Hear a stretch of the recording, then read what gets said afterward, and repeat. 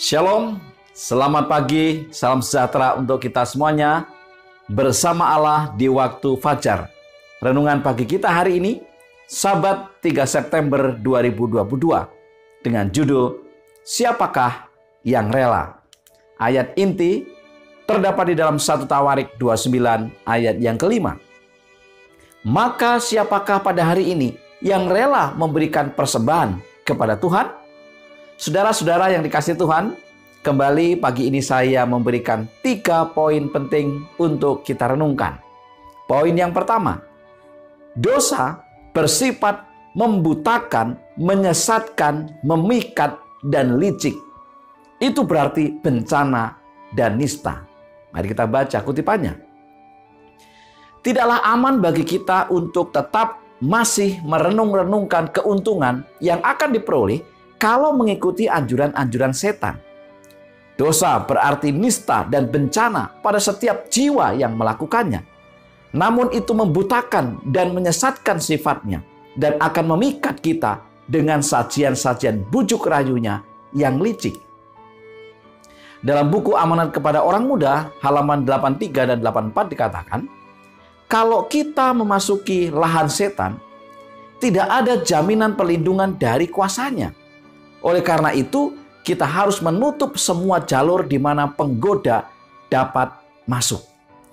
Saudara-saudara sekalian, betapa dosa itu sangat membahayakan. Kutipan tadi mengatakan, dosa itu membutakan, menyesatkan, licik. Dan ini adalah bencana.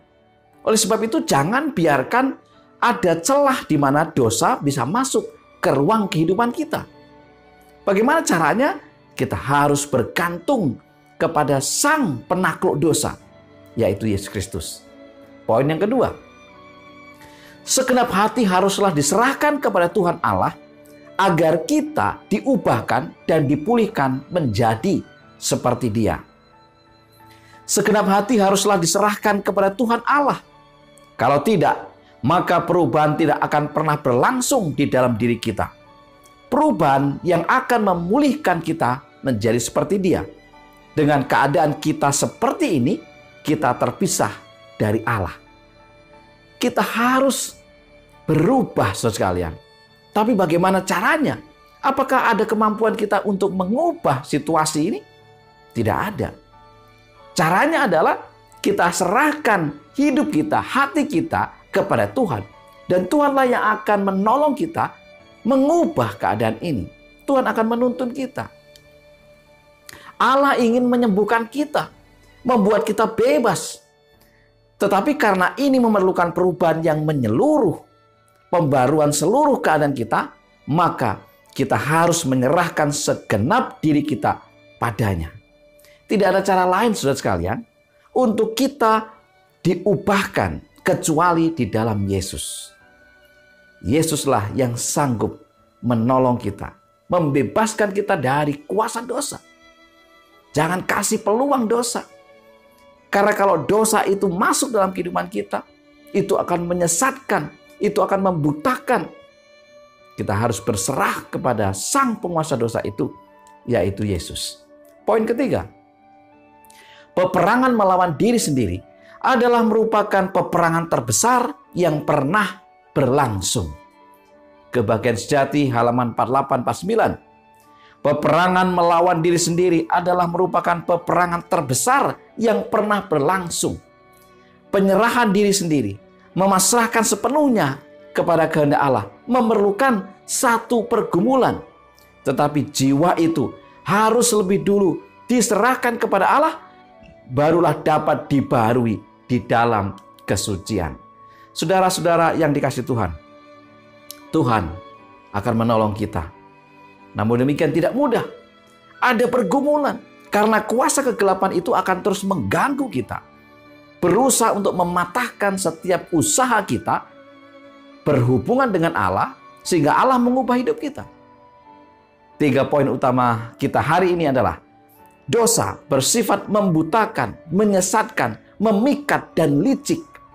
Itu berarti bencana dan nista. Kita harus berhati-hati dengan dosa.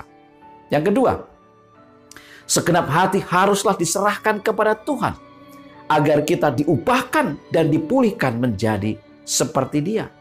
Dan yang ketiga, peperangan melawan diri sendiri adalah merupakan peperangan terbesar yang pernah berlangsung. Inilah pergumulan kita. Bagaimana caranya kita bisa menang menghadapi dosa? Hanya satu, serahkanlah hidupmu kepada Yesus. Yesus akan menolongmu. Yesus akan mengubahmu. Dan Yesus akan membebaskan kita dari perhambaan dosa. Karena Yesus sudah mengalahkannya. Mari kita tunduk kepala dan berdoa. Bapa di surga, terima kasih untuk segala kebaikan, rahmat, dan kemurahan-Mu. Terima kasih untuk pengorbanan-Mu. Hari ini kami rindu Tuhan menolong kami. Biarlah Tuhan ubahkan hidup kami, sehingga kami boleh mendapatkan kemenangan. Berkati kami sepanjang hari ini, di dalam segala aktivitas kami, khususnya di hari Sabat yang indah ini. Berkati umat-umat Tuhan dimanapun mereka berada. Dalam nama Yesus kami berdoa. Amin. Selamat Sabat, selamat beribadah, dan selamat menguduskan akan hari yang istimewa ini. Bersama Allah di waktu fajar, Tuhan memberkati kita.